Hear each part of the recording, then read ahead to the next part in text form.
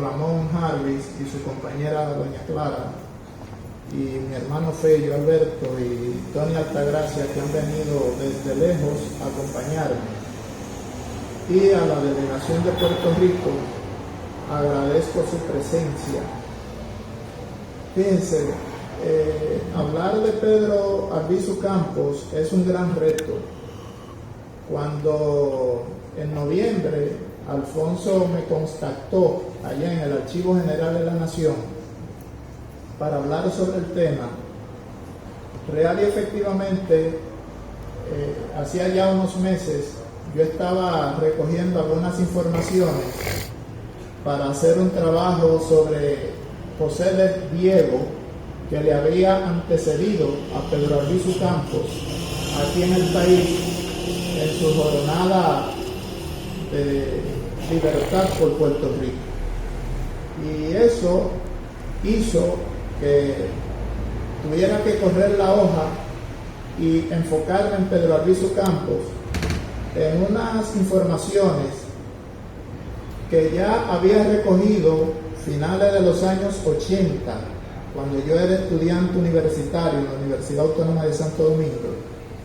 Y entonces, de enero al día de ayer todavía, tuve que dedicarme por completo a trabajar de manera a revientacaballos, como decían los mambises, para poder traer unas palabras sobre Pedro Albizu Campos. Alfonso me pidió que agotara aproximadamente unos 40 minutos. Intentaré ajustarme a ese requerimiento. He titulado la intervención mía Pedro Albizu Campos, Peregrinación del Independentismo Puertorriqueño en la República Dominicana, junio-agosto 1927. Antes de entrar directo al tema, será necesario referirme a los acontecimientos que impulsaron la misión de Pedro Albizu Campos en actividad política a otros territorios del continente americano, en el cual la República Dominicana fue el primer lugar de esa variada ruta. Después que el mandatario estadounidense Monroe emitiera su comentada doctrina a principios del siglo XIX, quienes le sucedieron en la presidencia pusieron empeño en llevarla a cabo. A los pocos años, las poblaciones originarias fueron las primeras víctimas del voraz interés de expandir su territorio hacia el oeste.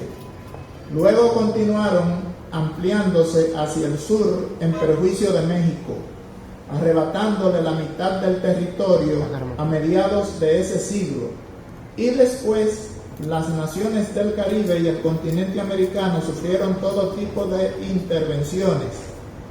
Después de la destructiva guerra civil entre los estados norteños y sureños, unificó su territorio interior con la consolidación de la industria, las finanzas y la cultura. La fortaleza de su poderío militar a finales del siglo XIX era impresionante. A partir de entonces, accionaría en otros escenarios más distantes que el de su plataforma continental. En 1898 intervino en la última etapa de la guerra de los cubanos, que los cubanos tenían contra España por su independencia. El poderío militar alcanzado lo pusieron a prueba en los años finales de ese siglo con la destrucción de la anticuada fuerza naval del almirante Pascual Cervera. Aprovecharon el desgaste logrado por los patriotas mambises para terminar de vencer a las tropas peninsulares en la mayor de las Antillas, hazaña que los exaltó a potencia de primer rango, a costa del derrotado Imperio Español.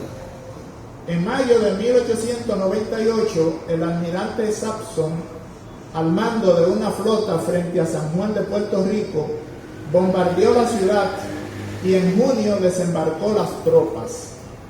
En el Tratado de París, España aceptó la rendición ante Estados Unidos, que exigió como compensación Cuba, Puerto Rico, Filipinas y Guam. Interesados los Estados Unidos en aumentar las apropiaciones hechas a España al siguiente siglo, usaron métodos violentos, guiados por el corolario de Teodoro Roosevelt, y otros sutiles como la doctrina del dólar implementada por la administración Taft. Impusieron a Cuba la enmienda Platt en 1901, que autorizaba a Estados Unidos intervenir el país. En 1903 ocurrió el rapto de Panamá a los colombianos. En ese mismo año desembarcaron los marines en el sector dominicano capitaleño de Pajarito. En 1905 impusieron un acuerdo con el que controlarían los ingresos monetarios dominicanos para cumplir compromisos con deudores nacionales y extranjeros. Luego, en 1907, ampliaron el anterior convenio con el que se aseguraron realizar incursiones de sus militares cuando lo determinaran conveniente a sus intereses. Invadieron Nicaragua en 1909 y 1912. Con el Plan Wilson volvieron a intervenir en la política dominicana. Invadieron Haití en 1915 y la República Dominicana en 1916. Fueron usadas las presiones, imposiciones y amenazas en los países de nuestro continente. Las tropas de infantería de marina se retiraban en ocasiones por oposiciones armadas, como la producida por la presión política de los nacionalistas y los guerrilleros de la zona oriental de la República Dominicana, o por los patriotas haitianos que deseaban liberar a su país de las tropas estadounidenses. En otros lugares permanecieron más tiempo, como fue el caso de Puerto Rico. Pedro Albizu Campos, interesado en liberar a su patria de la férula estadounidense, como lucharon los dominicanos, nicaragüenses y combatían por lograrlo los haitianos, militó en el Partido Unión.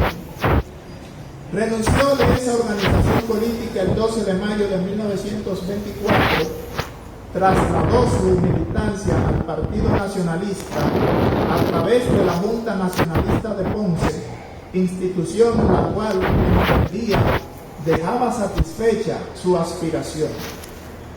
A su ingreso a esa organización tenía pocos militantes. Aplicó sus energías en levantarlo, situación que le proporcionó aliento a su liderazgo colectivo. Los domingos hablaba de los problemas nacionales que aquejaban a Puerto Rico en espacios públicos. Marisa Rosado, una de sus biógrafas, afirmó que con esas actividades inició su liderazgo. En asamblea del partido celebrada el 6 de septiembre de 1925 en Ponce, eligieron a Federico Acosta Velarde como presidente, a Pedro Albizu Campos como primer vicepresidente, a Fernández Mascaró, segundo vicepresidente, y Samuel Quiñones, secretario general. En esa misma asamblea pusieron de manifiesto enviar un delegado a países del Caribe y del continente para obtener la solidaridad con la independencia de Puerto Rico.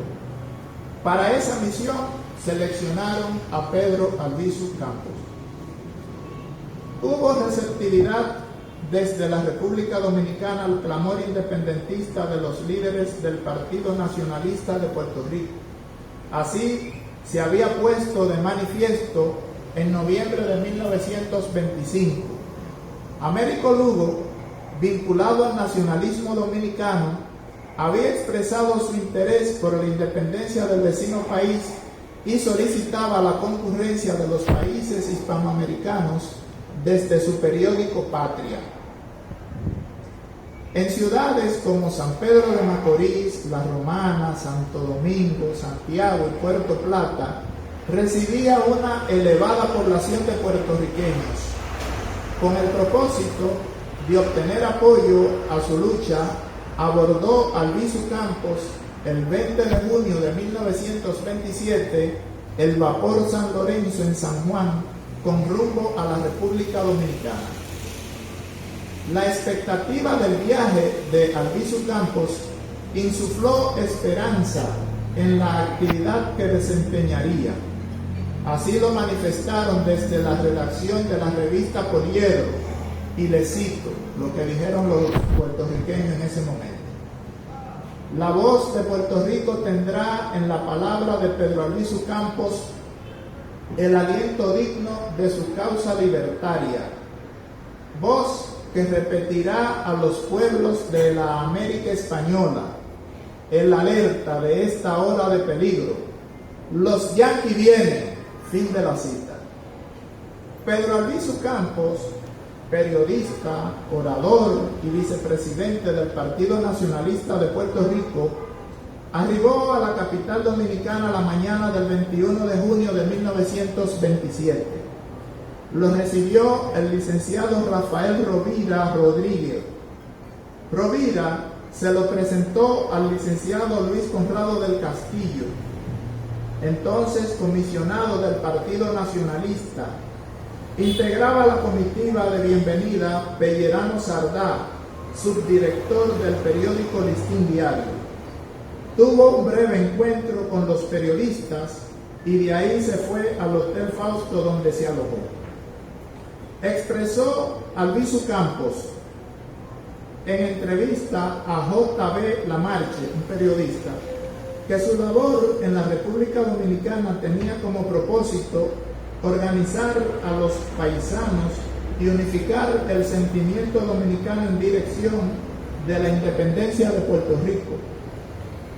Percibía que el sentimiento de los dominicanos respecto a ese interés era seguido por muchos. Tenía el propósito de entrevistar a las personas representativas de los diversos sectores de opinión del país dominicano. Expuso los factores de oposición dentro de Puerto Rico a la idea de independencia. El Partido Unionista renunció a la idea de independencia, lo cual conducía a resignarse al coloniaje estadounidense. Esa situación dejaba un sentimiento de impotencia frente a los Estados Unidos. La codicia entre quienes deseaban repartirse el presupuesto de la colonia restaba potenciales independentistas, los cuales eran muchos. Movido por esos dos elementos, se fraguó una alianza entre partidarios de mantener una situación que los beneficiaba. En esto participaban el Partido Republicano y se unió con la alianza. Por otro lado, estaba la coalición, en la cual había un denominado Partido Socialista, presidido por Santiago Iglesias Patín. Este personaje era secretario de la Pan American Federation of Labor, defensora de la presencia de los Estados Unidos en la isla. De modo que con ese escenario político a los votantes se le presentó la falsa alternativa de votar por dos agrupaciones representantes de los intereses de la presencia estadounidense. En su viaje que iniciaba el independentista puertorriqueño a la República Dominicana, tenía como propósito explicar la anterior situación. Otros temas graves que representaban un peligro para la independencia de Puerto Rico lo fue exponiendo en cada reunión o charla. Se trasladó a varios puntos de la geografía nacional con ese propósito. La noche del jueves 30 de junio dictó una conferencia en el Teatro Colón de la calle Padre Villini. Fue su primera intervención pública en el país. Habló de los problemas continentales, fue titulada El imperialismo de los Estados Unidos.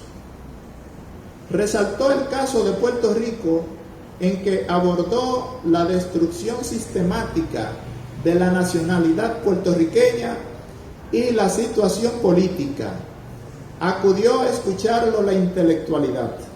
El corresponsal que cubrió el evento describió lo siguiente, y le cito: el doctor Albizu Campos no es el tipo antiguo orador ampuloso y hueco, dado a cubrir la pobreza de las ideas con el ropaje vistoso de las palabras. Es, por el contrario, amigo de la precisión en los conceptos, de la claridad en la expresión de las ideas, del método en la elaboración del juicio.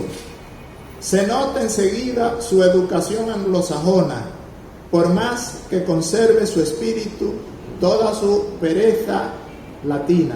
Fin de la cita. En la tarde del viernes 8 de julio arribó a la ciudad de La Romana, procedente de San Pedro de Macorís. Entró en la ciudad acompañado del doctor Teófilo Hernández, connotado nacionalista de la región este, y otras personalidades del público que se trasladaron a la ciudad cabecera de El Ceibo para darle la bienvenida. Se le hizo un espléndido recibimiento.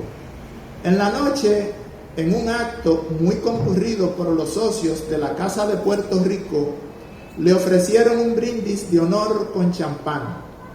El profesor Ramón Camacho Torres expresó su deseo de que el invitado completara de manera exitosa la labor patriótica y de acercamiento a los pueblos iberoamericanos, así como el acercamiento entre dominicanos y puertorriqueños. Agotaron turno Pedro Albizu Campos, Teófilo Hernández y Félix María Piña. Al día siguiente, sábado 9 en la noche, pronunció un discurso ante un público integrado por dominicanos y puertorriqueños. Se llevó a cabo al aire libre en la terraza del Hotel Universal de la calle Francisco Richelieu Cudrey, cerca del actual Duarte.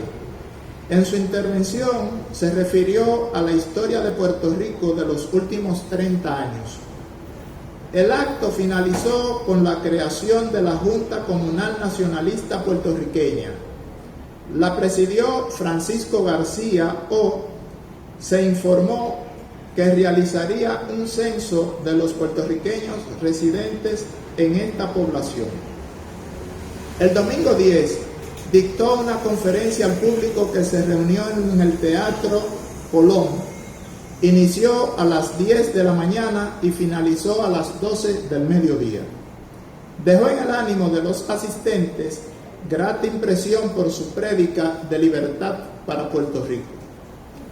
En su viaje hacia la ciudad de Santo Domingo pasó por San Pedro de Macorís. Se detuvo en esa ciudad y disertó en el Teatro República, lugar donde le fue ofrecida una recepción. Fueron escuchadas sus palabras en corto discurso que fue muy comentada por quienes asistieron. Como lo había hecho en La Romana, dejó establecida la Junta Comunal Nacionalista Puertorriqueña. A la ciudad de Santo Domingo arribó el viernes 15 de julio. En conversación con el reportero del Listín Diario, manifestó su satisfacción por las atenciones y agasajos recibidos en las ciudades orientales visitadas. Ese mismo día publicaron la información pautada para el domingo 17. Ese día, el domingo 17, habló en el Parque Colón a las 4 de la tarde. Los integrantes de la Federación Local del Trabajo de la calle Osama número 2 le extendieron una felicitación pública por las expresiones emitidas a favor de ellos. La charla en el Parque Colón para Albizu Campos debía serle de satisfacción, porque le recordaba sus actividades desarrolladas en Puerto Rico cuando los domingos hablaba a los asistentes orientándolos sobre problemas sociales. El evento lo convocó la Junta Nacionalista Puertorriqueña, que se había constituido por iniciativa del independentista puertorriqueño y que aún no se había dado a la publicidad. Albizu Campos fue presentado por Luis Conrado del Castillo, prominente miembro del nacionalismo dominicano. Su intervención se prolongó durante 2 horas. Juan Antonio Correger afirmó que a partir de esa intervención en la República Dominicana, el independentista tuvo sobre él la atención de los Estados Unidos de Norteamérica. En efecto, la representación diplomática estadounidense en el país había enviado a un taquígrafo para copiar el discurso pronunciado por Albizu Campos el 17 de junio en el Parque Colón. Lo envió a Washington, D.C. con un informe, o sea, el informe del taquígrafo estadounidense, el 27 de junio. El 20 de agosto, desde la República Dominicana, enviaron otro informe sobre las actividades políticas del independentista puertorriqueño. Un tal Evans John, de la delegación diplomática estadounidense en el país, en carta fechada el 7 de noviembre, respondió al requerimiento del secretario de Estado, quien le había solicitado más información sobre el independentista puertorriqueño, que los únicos comités organizados por Albizu Campos eran los de Santo Domingo, Santiago y Puerto Plata. La deficiente información remitida omitía el que se había formado en la Romana. Informó el tal Evans a título de confidencialidad, y ahí está el veneno y el chisme para conformar al secretario, que los integrantes de esos comités eran personas sin influencias en el país. Más adelante veremos que esa afirmación estaba errada. El lunes 18, declaraciones de Albizu Campos aparecieron en primera plana del Listín Diario, refutaban conceptos emitidos por el secretario de Estado de Agricultura, Rafael Espaillat. El viernes 15, el mismo medio había hecho públicas las declaraciones del funcionario, que tenía como tema central el migratorio. El secretario Espaillat ponía de manifiesto el interés de las autoridades de atraer población apta de Puerto Rico. Y le cito las palabras textuales del secretario: el interés nuestro está en provocar una inmigración espontánea, no a base de escrituras o contratos, que nos traiga a más del labriego pobre al pequeño capitalista. Solicito de hallar campo propicio para la satisfacción de sus ambiciones. En expresión despectiva expresó el secretario, le cito: no es en puridad de verdad la que reúne todas las condiciones necesarias para la felicidad que persigue en este caso el gobierno, porque el puertorriqueño como el dominicano forman una raza gastada hasta cierto punto, a consecuencia del hibridismo, a más de las enfermedades endémicas tanto de este como de aquel país, que tienden a depauperar la especie. En este sentido, uno de los factores más importantes para nosotros es la obtención de elementos europeos que, por la pureza de la sangre, contribuyan con la mezcla al mejoramiento de nuestra raza. Fin de la cita. En las declaraciones del secretario Espaillat se ponía de manifiesto la idea de eugenesia, entonces generalizada en el siglo XIX y de la cual las autoridades dominicanas promovían. Eran racistas y ofensivas para Albizu Campos estas palabras. Por ese motivo reaccionó a ellas y para hacerla de público conocimiento se acercó a la oficina del periódico con propósito de expresar su opinión. Para entender las razones que motivaron al independentista puertorriqueño a responderle al secretario Espaillat, se hace necesario detenerse en un episodio de su vida poco conocida. Albizu Campos, una mente brillante, había sido víctima del racismo de parte de un profesor cuando estudiaba en Harvard. Juan Rodríguez Cruz, uno de sus biógrafos, afirmó que, y le cito, terminó el último de sus cursos, excepto uno en que fracasó víctima del racismo de un profesor. Fin de la cita. La esposa de Albizu Campos, Laura Meneses, testimonió el incidente en que su esposo fue víctima del racismo de la manera siguiente, y le cito: para sorpresa de todos, un profesor de prejuicios raciales lo aplazó en su curso. Igualmente sorprendido, el secretario de la universidad, Ames, le dijo que le enviaría a Puerto Rico un cuestionario para que rindiera nuevo examen. Así obtuvo su título de abogado. Fin de la cita. La decisión del profesor, que perjudicó al ilustre puertorriqueño, causó sorpresa entre sus contemporáneos, dada la sólida preparación académica de este. Había estudiado ingeniería en la Universidad de Vermont durante un año. Estudió becado en Harvard, donde se diplomó en ciencias, artes y filosofía, ingeniería civil, química industrial y se doctoró en Derecho. También, tenía 7 títulos universitarios de Harvard. También se graduó de Ciencias Militares en la Universidad Militar de Massachusetts.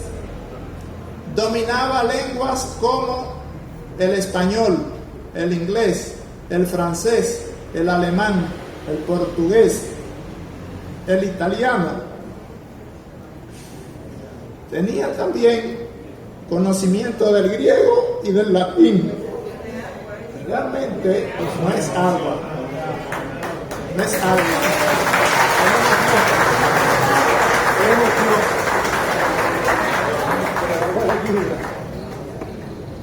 Respecto al hibridismo,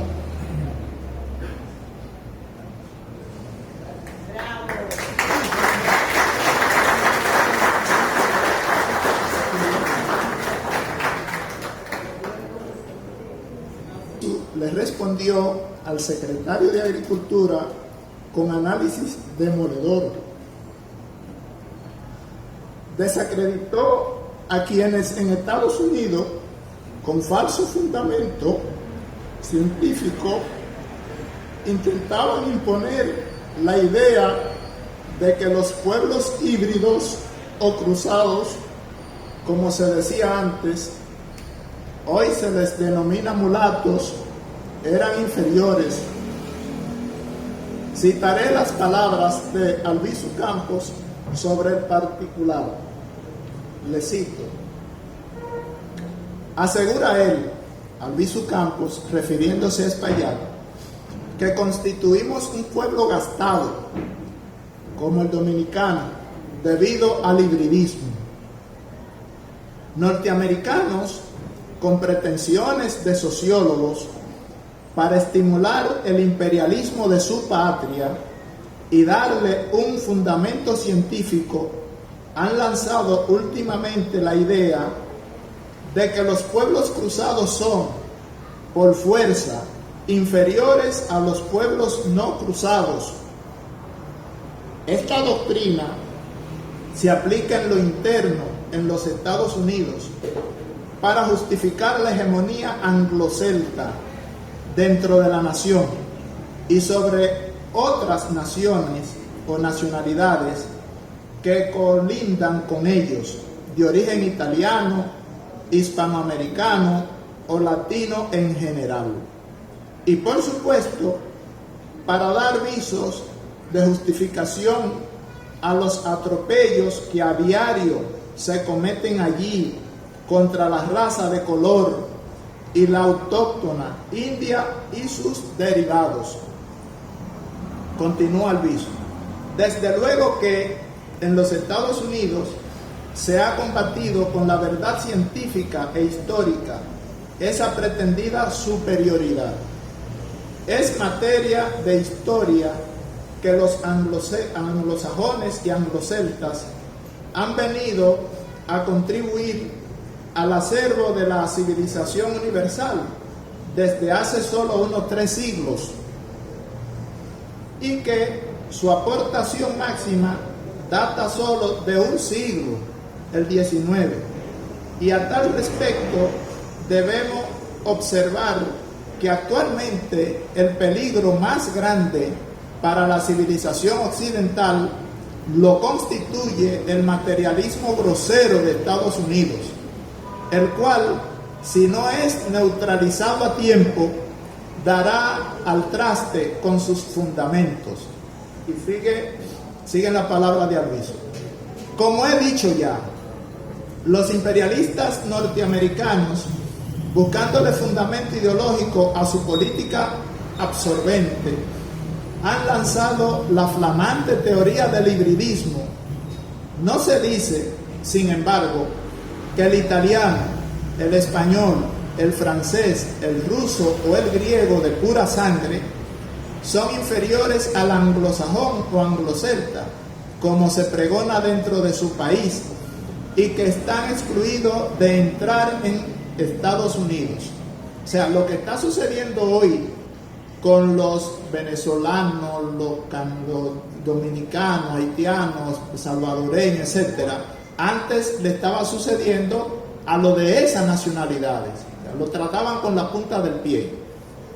Debido a la última ley de inmigración, sino que es ahora el cruce del indio con el español, o del negro con el español, o el cruce de estas 3 razas, el que resulta despreciable, produciendo en esta forma, de manera sutil, en el seno de nuestras nacionalidades, y justificando, a fin de cuentas, el avance imperialista de los Estados Unidos. Fin de la cita. Para no alargar en demasía mi intervención, solo presté atención a uno de los elementos a lo que el independentista puertorriqueño hizo referencia en sus declaraciones. Otros asuntos a los que hizo referencia fueron explicados con suficiente claridad como era característico en él por su inteligencia y preparación académica. Representantes de la Federación Local del Trabajo de la calle Osama número 2, en correspondencia fechada el 19 de julio, felicitaron a Albizu Campos por su intervención en el Parque Colón, la tarde del domingo 17, en provecho del obrero del continente. Afirmaron en la comunicación, o la firmaron Martín Beltrán, vicepresidente en funciones, y Luis Miranda, secretario. Aprovecharon para invitarlo a dar una charla en su local localizado en uno de los sectores de Santo Domingo. Después de cumplir compromisos en la capital, Albizu Campos viajó a Santiago, o al Cibao. Arribó a Santiago de los Caballeros el miércoles 20, acompañado del periodista Conrado Sánchez. Le llevó como representación una carta firmada por los nacionalistas Viriato Fiallo, Luis Conrado del Castillo, J. Rafael Bordas y Enriquillo Enríquez, dirigida al presbítero y canónigo Manuel de Jesús González, César Tolentino, Ramón Emilio Jiménez y Pedro Archambao. Ellos solicitaron en estos términos a sus correligionarios apoyar la labor política que desarrollaba Albizu Campos. Le cito la carta que le enviaron. Estimados compañeros, es para nosotros motivo de íntima intuición recomendarles al esforzado nacionalista puertorriqueño, licenciado Pedro Albizu Campos, quien irá a esa en miras de hacer propaganda en favor de la independencia de su patria. Roto su dulcísimo hogar y clausurado su bufet para irse por tierras de América solicitando sufragios por la libertad de su pueblo, ha escogido por su tradición y por su amor a las gestas de la libertad el nuestro, como punto de partida, lleno de ideales el cerebro y de dinero el bolsillo escaso. Por su formalidad o formidable devoción por el ideal que sustenta y por ser nosotros depositarios del ensueño de redención que a él le preocupa y desvela, nos complacemos en confiarlo a la benevolencia, al entusiasmo, al patriotismo e hispanismo de ustedes. Somos de ustedes, compañero y amigo, los firmantes anteriores. Fin de la cita. Los receptores de esa comunicación eran miembros del nacionalismo en Santiago, vinculados a los sectores intelectuales de la ciudad de Santiago de los Caballeros. Su primera actividad pública fue desarrollada el 21 de julio en aquella ciudad. Consistió en asistir a un acto social como invitado de honor al banquete organizado por la Escuela Normal Superior con propósito de homenajear a la profesora Rosa Smester por su futuro viaje a París, Francia. En la ocasión pronunció palabras elocuentes a la hora del brindis. Cuando finalizó, se dirigieron al local de la Sociedad Amantes de la Luz, donde dictó una charla. La labor patriótica del independentista puertorriqueño fructificó pronto en la ciudad corazón. Después de haber realizado una disertación el 25 de julio, fue constituida la Junta Puertorriqueña Nacionalista. La integraron Irene Vázquez, presidenta, Juan Franquis, vicepresidente, Rafael Arroyo Mosquera, secretario, Julio Buzó, tesorero, Leopoldo Venegas, Teodoro Villera, Isidro Rodríguez Zoilo Rodríguez, Rafael Sánchez Cabrera, Pablo Álvarez, Juan Rivera, Américo Torres y Miguel Eduardo Pérez, vocales. El mismo día 25 en que fue constituida la Junta Puertorriqueña Nacionalista, Albizu Campos lo homenajearon con una cena organizada por una Junta Dominicana integrada por el presbítero Manuel de Jesús González, Pedro María Archambao, Ramón Emilio Jiménez, Joaquín Balaguer, Agustín Acevedo, José Gabriel Aldebot, Doctor S.A. Coco, Tulio Fernández, Leopoldo Venergas y señorita Ercilia Pepino. Albizu Campos, que viajaba acompañado de Juan Juarbe, asistido de algunas personas de la ciudad, hicieron colectas monetarias para apoyar la actividad del independentista puertorriqueño. Ellos organizaron la segunda conferencia que dictó en la ciudad de Santiago de los Caballeros. Se llevó a cabo en los salones de Amantes de la Luz. Firmaron la convocatoria al acto Percio Franco, presidente de Amantes de la Luz, Francisco Montes de Oca, de la Federación Local del Trabajo, Emilio Jiménez, director del diario, y Joaquín Balaguer, hijo, director interino de La Información, y Federico García Godoy. Ahora ustedes ven por qué yo desmentí el informe del funcionario de la embajada de la delegación consular de los Estados Unidos, que decía que personas que no tenían influencia de ningún tipo en la sociedad que le hacían caso a Pedro Albizu Campos. Y estamos hablando de la intelectualidad no solamente de la capital, sino de Santiago, que era la segunda ciudad, y de la cual algunos de los que he nombrado ahora tuvieron protagonismo político durante el periodo de la visita de Albizu Campos, porque eran directores de periódicos, etc.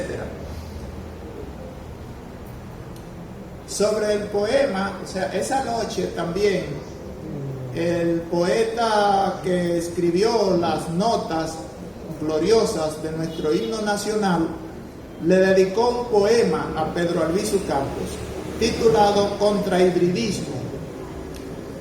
Aquí debo llamar la atención sobre dos aspectos. El primero, sobre lo expresado antes por el tal Evans, el funcionario de la delegación estadounidense en el país, y la segunda, el título del poema, escrito por Emilio Prudón. Eso estimo que pudo haber estado motivado por las declaraciones del secretario Espaillat. Por eso, él tituló de esa manera el poema.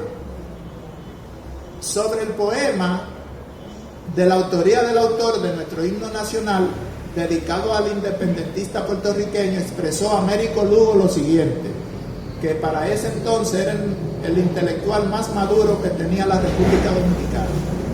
Cito las palabras de Lugo: Puerto Rico, purísimo diamante que adorna la mar, ha inspirado este canto. El poeta predice su glorioso destino, ciñe a la libertad con nuevas diademas y en un noble arrebato llama a la unión política a todo Iberoamérica. Fin de la cita. En la noche del 25 de julio pronunció un discurso en los salones de la Sociedad Amantes de la Luz, dirigido a la comunidad puertorriqueña residente en Santiago de los Caballeros. Finalizada la intervención, fue constituida la Junta Puertorriqueña Nacionalista. La integraron Irene Vázquez como presidenta, Juan Franquis, vicepresidente, Rafael Arroyo Mosquera, secretario, Julio Buzó, tesorero, y Leopoldo Venegas, Teodoro Virella, Isidro Rodríguez, Zoilo Rodríguez, Rafael Sánchez Cabrera, Pablo Álvarez, Juan Rivera, Américo Torres y Miguel Eduardo Pérez, vocales. Dictó una tercera conferencia la noche del 27 de julio en la glorieta del Parque Duarte, dirigida a los sectores subalternos de Santiago de los Caballeros. Se refirió al problema económico de Puerto Rico. Fue presentado por Pedro María Archambault. Allí fue aplaudido por la población durante 5 minutos. Atendido el compromiso, en la ciudad de Santiago viajó en tren a Puerto Plata, acompañado por Ramón Emilio Jiménez. Fueron recibidos el viernes 29 por la comisión que integraban el sacerdote Rafael Castellano, licenciado Delgado Carbonell y profesor José Rodríguez Arrezona. La misma noche del día de su llegada, tuvo una conferencia en el Teatro Municipal con la asistencia de un grupo selecto de personas. Enfatizó a los nacionalistas dominicanos de los peligros con que se enfrentarán en esos momentos. Al día siguiente en la noche, el 30, dictó la segunda conferencia en la ciudad, en la cual estuvo muy concurrida. Se llevó a cabo en el Teatro La Progresista, local cedido por el ayuntamiento, y cubrieron el costo la Federación Obrera, miembros de la Comisión Pro Conferencia y personas particulares. agotó 3 horas y media en su disertación. La tituló El imperialismo económico en Puerto Rico. Habló de historia antigua, del dominio de Roma a la España, el dominio de Roma a la España de la conquista del Nuevo Mundo, de la alianza de España con Inglaterra y la manera como fue perjudicada España. Criticó la política de solicitar prestados por parte de los estados. En su análisis sobre el dominio ejercido por Estados Unidos en Puerto Rico, refirió al perjuicio que causaban en contubernio con políticos locales.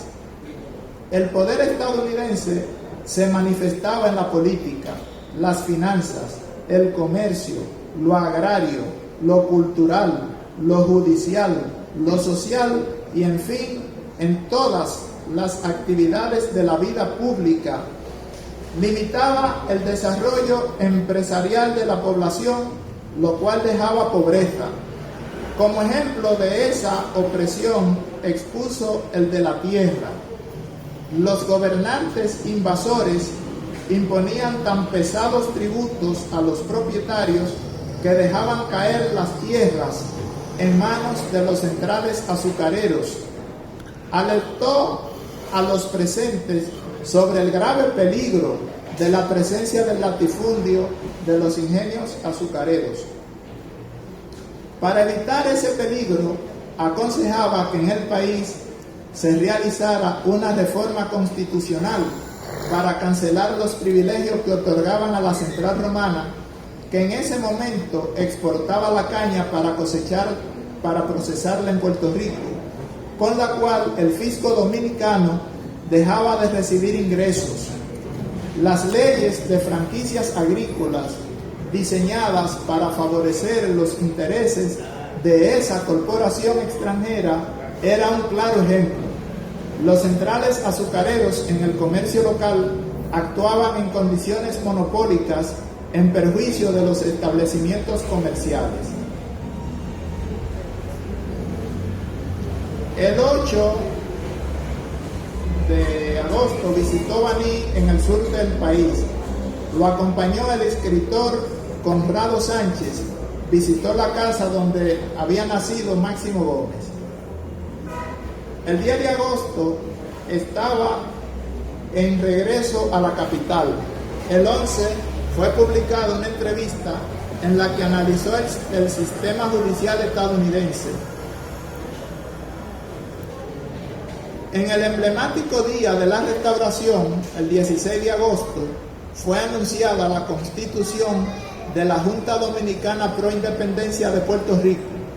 La integraron por voto de asamblea el doctor Federico Enríquez y Carvajal como presidente, Rafael Ricard, secretario, de León, Sergio Vilches, doctor Aybar, Simón A. Campos, licenciado Rafael Delgado, Tejera, Enriquillo Enríquez, licenciado Abigail del Monte, Conrado Sánchez, licenciado Julio Cuello, vocales. Dejaron a una comisión para redactar las leyes por las cuales se manejaría la Junta. Recayó esa actividad en Castillos, Abigail del Monte, Julio Cuello y Campos. La noche del 25 de agosto tuvo una conferencia Albizu Campos en la Federación Local del Trabajo, la que le habían solicitado los obreros de la capital. Esa la pronunció a las 7 de la noche. Su intervención, él disertó sobre el imperialismo en la Federación Americana del Trabajo y se extendió bastante y pudo aclarar bastante situación sobre ese particular.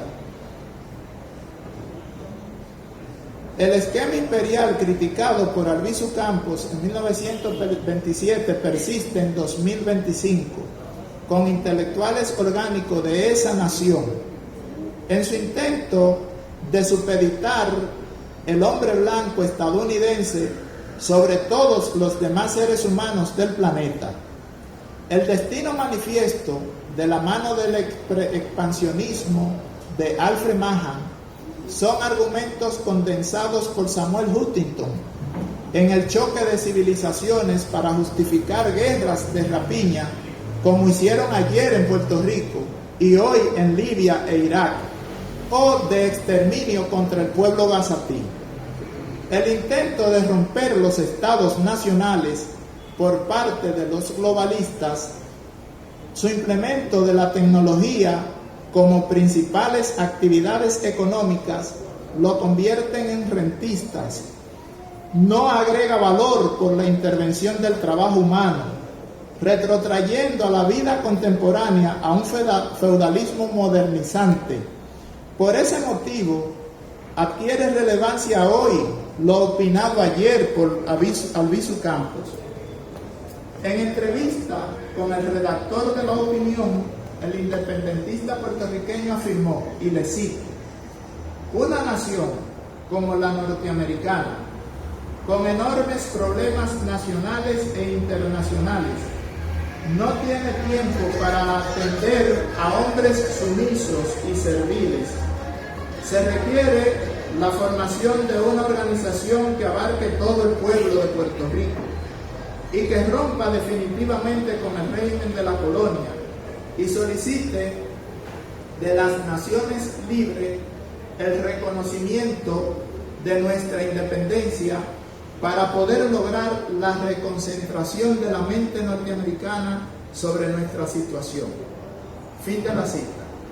En la República Dominicana, el independentista puertorriqueño había iniciado una campaña para visibilizar su voluntad de liberarse de los Estados Unidos de Norteamérica.